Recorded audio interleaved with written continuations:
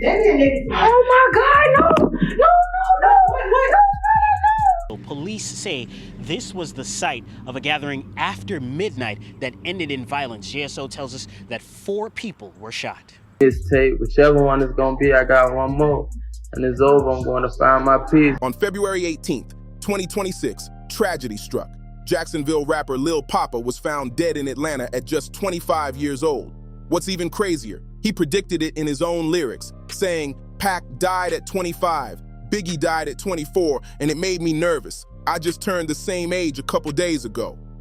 Just 12 hours before his death, he dropped a cryptic post that no one could figure out until it was too late. They don't. You'll be proud of me, OG.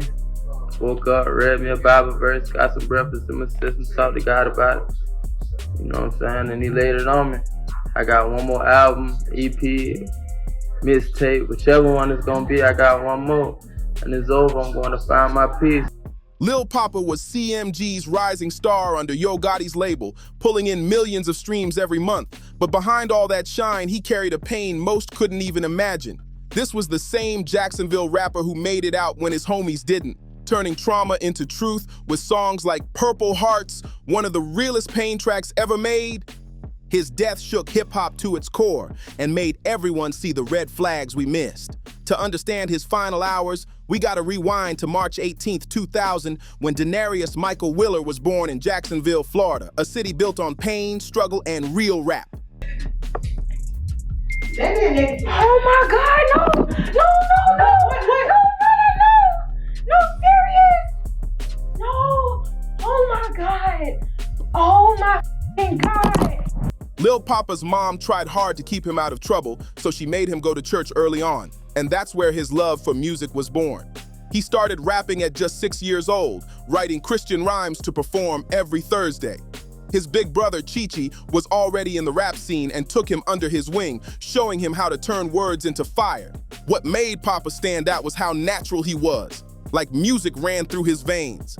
But behind the talent, he battled something heavy: sickle cell anemia, a painful and dangerous blood disease.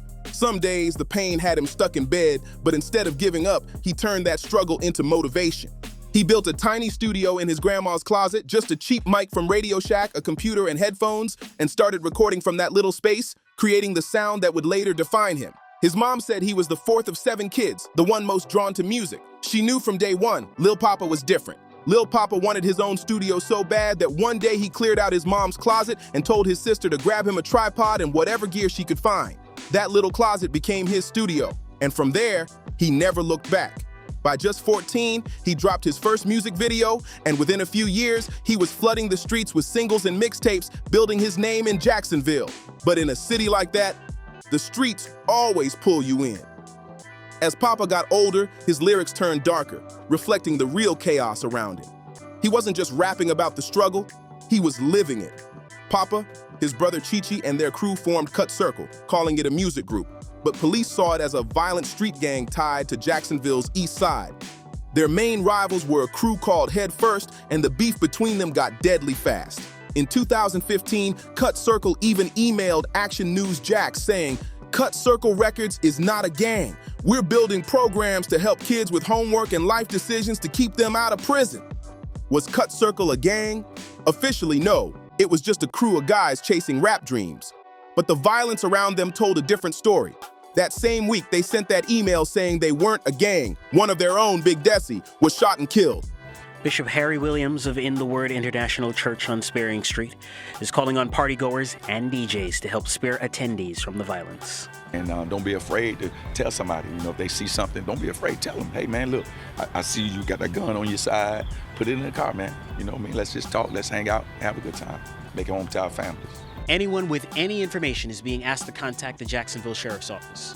For local coverage you can count on in Jacksonville, I'm Zion Decoto, Action News Jack. Things were spiraling fast. Back in October 2014, when Head First threw a party on Jacksonville's north side, 2 Cut Circle affiliates, Prosper and Tay, allegedly pulled up and started firing. The ops shot back, turning the whole place into a war zone. When it ended, Prosper, Tay, and a Head First member were all dead, with 2 women caught in the crossfire. A week later, Cut Circle dropped lions, tigers, and bears to honor their losses. but Head First clapped back with a diss track mocking Big Desi, rapping face shot as he hit the floor, calling his daddy as he hit the door.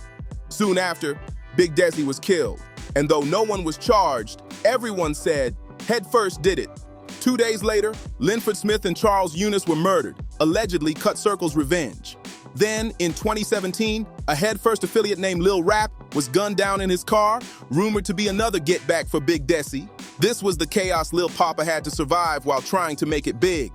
Bodies were dropping everywhere, friends dying, enemies plotting revenge. And through all that chaos, Lil Poppa was still that young man battling sickle cell anemia, pushing through pain and pouring his soul into music. But nothing could prepare him for what came next, the shooting that inspired Purple Hearts and haunted him forever. As a teen, Poppa, his brother Chi-Chi, and a close friend were hit in a drive-by shooting that changed everything. The memory of that night never left him. In Purple Hearts, he rapped, "At night, I wonder why them bullets ain't hit me. Rather be gone. Take me out my misery." Later, he added, "Detectives try to frame me. Interrogation, they blame me. Wish I could take it back to the day that my mama made me." It was a barrage of bullets. Police say 12 to 15 shots rang off. The 4 victims were 2 women, ages 34 and 39, as well as 2 men, aged 37 and 43. The 34-year-old woman was found on scene and taken to a nearby hospital. The other 3 victims took themselves to a hospital. Police in the community tell us that this was a gathering to remember Jacksonville rapper Lil Poppa, who died at 25 in Atlanta. Poppa and Chi-Chi survived, but their friend didn't. Watching someone die right beside you, especially when you're just a teen, messes with your mind forever. Poppa carried that guilt for years, always asking himself why he made it out alive. The shooting left Lil Poppa with deep PTSD that followed him for years. He couldn't sleep. Gunshots echoed in his head nonstop. Every loud noise made him jump. Every car backfire felt like another ambush. He was always watching his back, drained but convinced that staying alert was the only way to survive. But out of that trauma came his biggest breakthrough, Purple Hearts. The track was raw, emotional, and painfully real. Poppa didn't just rap, he bled through the mic, turning his pain into poetry that hit millions right in the heart. The song exploded, catching the attention of Polo G and landed him a major deal with Rule No. 1/Interscope Records in 2019.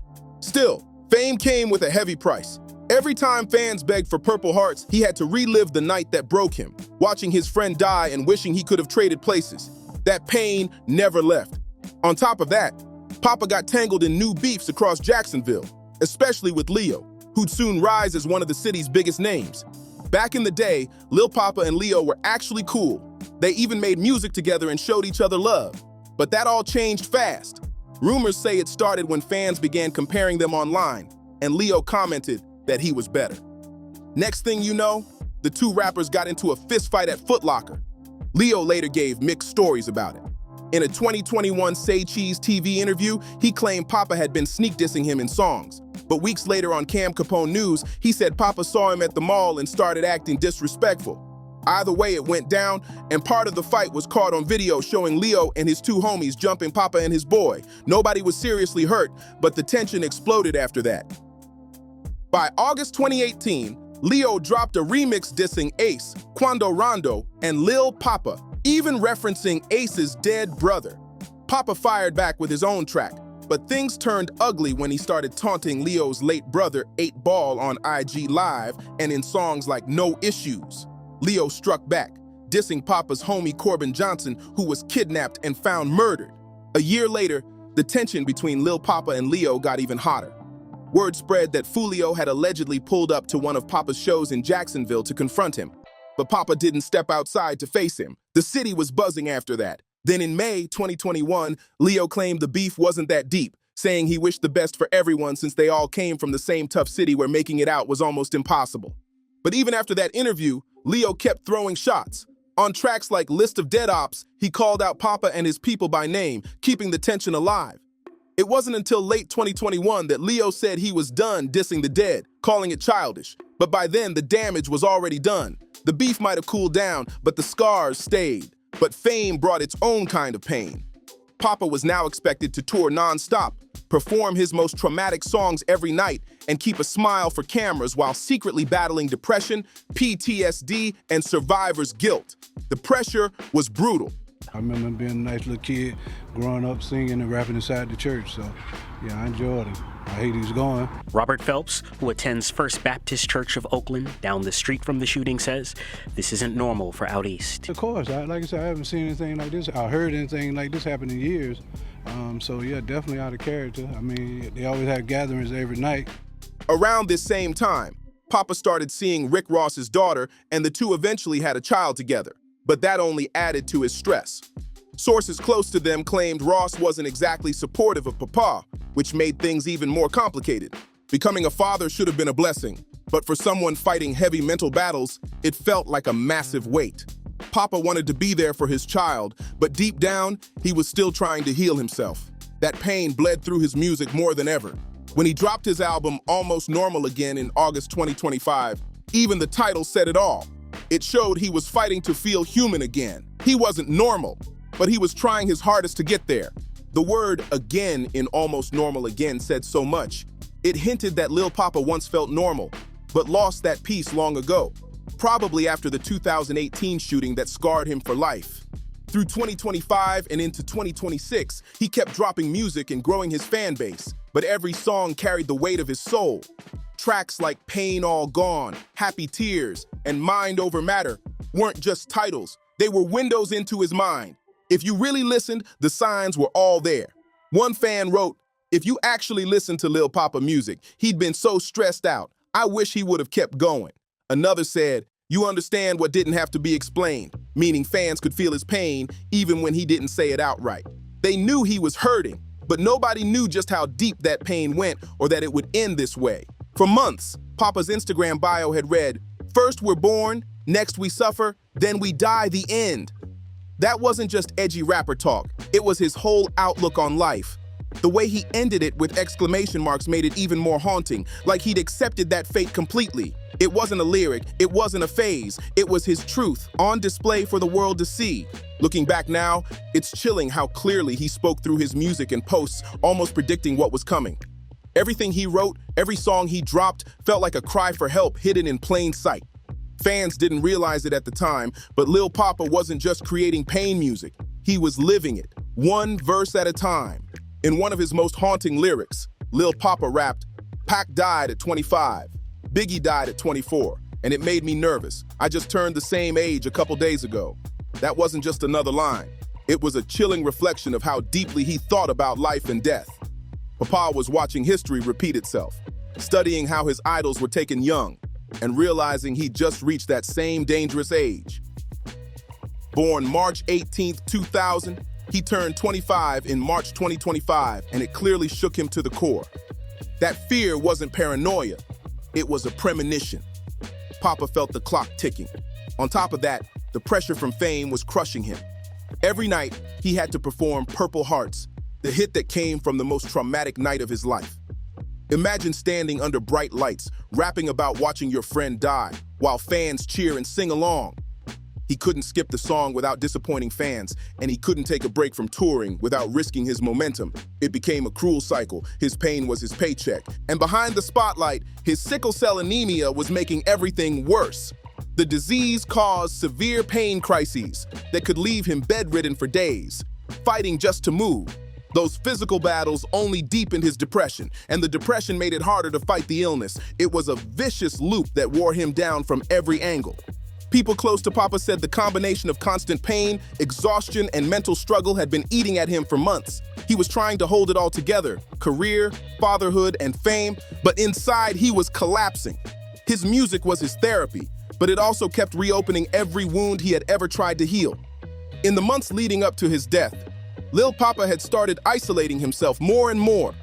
Friends noticed he wasn't as social, and even Lil Duval shared that they'd spoken just a couple of weeks before it happened. Poppa told him, "I know I was supposed to pull up to Camp Duval, but I've been busy. I'm definitely pulling up soon." Now, Duval says he wishes he had pushed harder, because it seemed like Poppa was slowly pulling away, making excuses not to link up with anyone. Even his social media started to send warning signals. That haunting Instagram bio, "First we're born, next we suffer, then we die." The end had been sitting there for months, but now people were finally noticing it. Fans began commenting under his posts, worried about how he was really doing. Something about his tone online felt off, like he was trying to tell the world he was tired, but no one truly understood.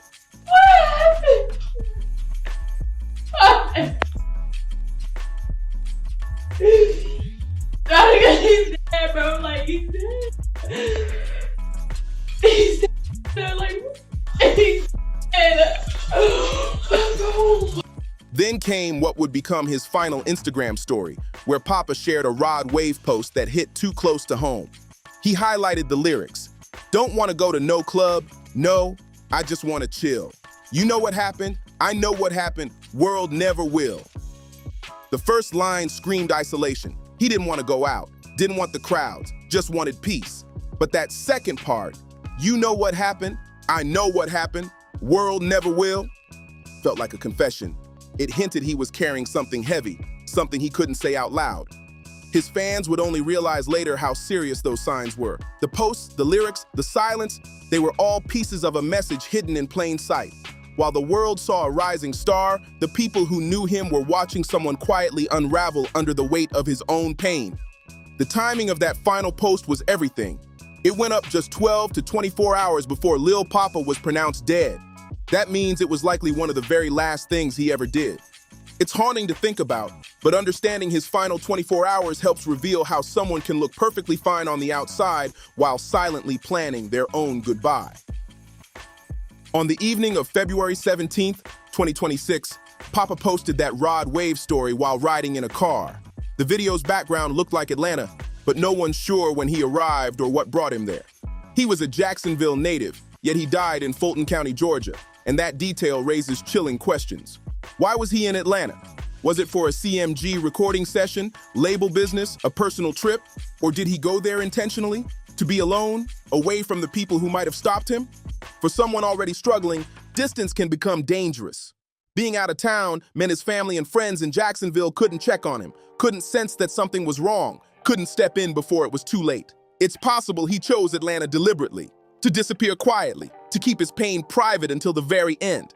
That Instagram story with the Rod Wave song wasn't random either. It was painfully specific. He didn't post just any track. He shared Letting It Go and highlighted key lyrics that now sound like a goodbye note in disguise. The choice of that song, paired with the timing and his location, shows just how deliberate everything might have been. Every piece of that final night paints a picture of someone who'd already made peace with the decision. Someone still smiling for the camera, still posting music, but inside had already said his last goodbye. The line, don't want to go to no club, no, I just want to chill, showed Lil Poppa was pulling away from everything. The parties, the noise, the spotlight that usually comes with fame. But the next line hit much harder. You know what happened? I know what happened. World never will. Those words felt like a confession wrapped in pain, as if he was carrying secrets no one else could ever understand. It revealed the depth of his isolation, a man surrounded by fans, yet completely alone inside his mind. By February 18th, 2026, in the early morning hours, no one really knows what Poppa was doing. But looking at the timeline, those silent hours between midnight and dawn were likely when he made his final decision. Studies show those are the darkest hours for people fighting suicidal thoughts. The world's asleep, everything's quiet, and the mind becomes its own battlefield. In that silence, depression, survivor's guilt, chronic pain, and emotional exhaustion can take full control. Poppa was alone in Atlanta, far from home, separated from the people who might have helped him through it. He had carried too much for too long, years of trauma, physical pain from sickle cell, and the pressure of holding it together in front of millions while falling apart in private. It was a weight no one could truly see. Then, at 11:23 a.m., February 18th, 2026, Jarius Michael Willer, known to the world as Lil Poppa, was pronounced dead. The official cause of death hasn't been publicly confirmed, but sources close to the situation reported it was dead. The Fulton County Medical Examiner's Office later verified his passing, though full autopsy results are still pending. It was the tragic end of a young artist who turned his pain into poetry and who left behind music that now sounds like a warning, a cry, and a goodbye all at once.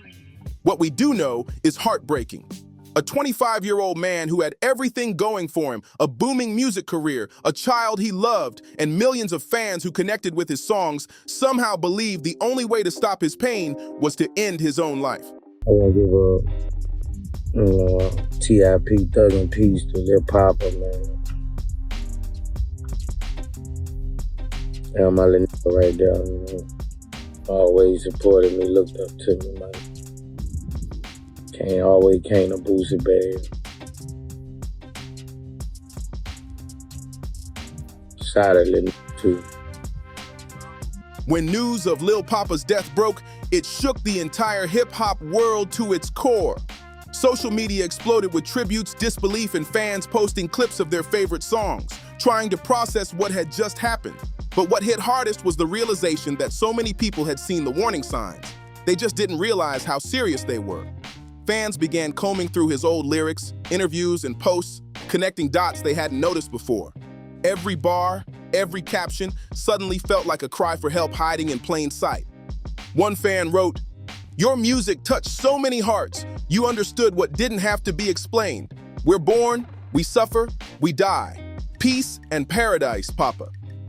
They were literally quoting his Instagram bio back to him, showing how his pain had become part of his identity, and how deeply his fans felt it, even if they couldn't save him. Another fan said, "If you actually listened to Lil Poppa music, he'd been so stressed out. I wish he would have kept going." That comment hit like a punch. It showed that fans heard the pain in his voice, but they thought music was helping him heal. They didn't realize it might have been reopening every wound, forcing him to relive his trauma night after night just to keep performing for the world. Even Lil Duval's reaction spoke volumes.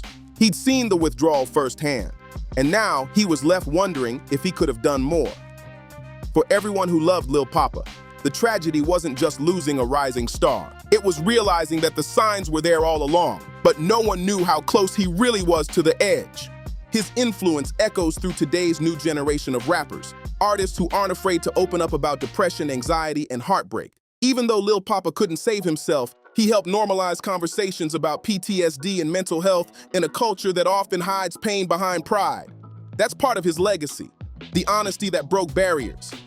If Poppa's death teaches us anything, it's that mental health must be taken seriously, not just in hip-hop, but everywhere. Money, fame, and success don't shield anyone from depression or suicidal thoughts. In fact, they can make it worse, adding pressure, isolation, and a constant fear of losing everything you've built. Behind the smiles, so many artists are suffering in silence. We need to build real support systems for artists who carry trauma. We can't keep glorifying pain in music while ignoring the people living it. We have to stop turning their suffering into entertainment without offering them healing, help, or hope. When a rapper constantly speaks on death, depression, or wanting to die, it's not always just art. It could be a cry for help that no one is answering. The warning signs were there with Lil Poppa, his haunting Instagram bio about life being nothing but suffering, his album title, Almost Normal Again, his repeated references to death, his distance from friends, and that Rod Wave post about not wanting to go out anymore. All of it was him speaking, loud and clear. We just didn't hear him in time.